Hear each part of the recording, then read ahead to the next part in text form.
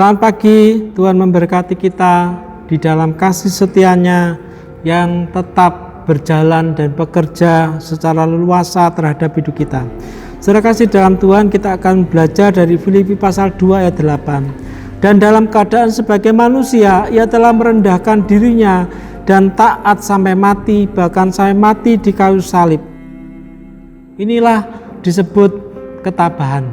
Saudara kasih dalam Tuhan, untuk belajar ketabahan bukanlah dipelajari pada waktu kita dalam keadaan diberkati Tuhan, tetapi kita akan belajar menjadi tabah adalah pada waktu mengalami berbagai macam kesulitan, kesusahan, penderitaan yang dialami oleh diri kita sendiri.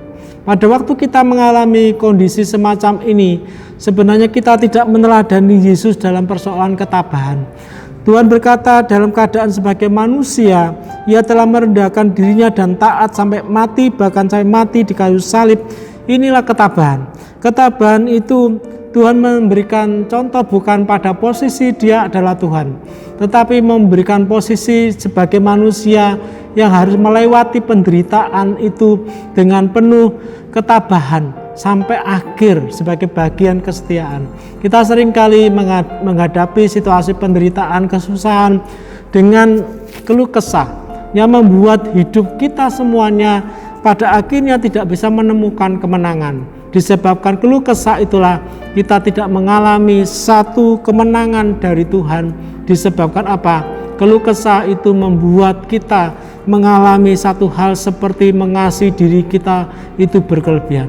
Mari kita belajar kepada Tuhan yang dengan tabah menderita sebagai manusia di kayu salib sampai dengan mati, dan Allah berkenan terhadap itu. Jangan berkeluh kesah, karena berkeluh kesah itu tidak mendatangkan kekuatan menghadapi dan membuat sesuatu yang lebih baik. Mari kita akan berdoa. Kami bersyukur bahwa Tuhan menolong dalam segala keberadaan hidup kami untuk menjadi tabah dalam kesulitan dan penderitaan.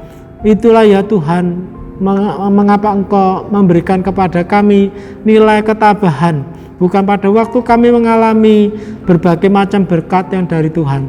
Tolonglah kami ketika Tuhan izinkan kami mengalami penderitaan, kami tidak berkeluh kesah, tapi mensyukuri itu dan meminta kepada Tuhan agar memberikan jalan keluar supaya kami menjadi kuat menghadapi situasi ini. Dalam nama Yesus Kristus kita syukur. Amin.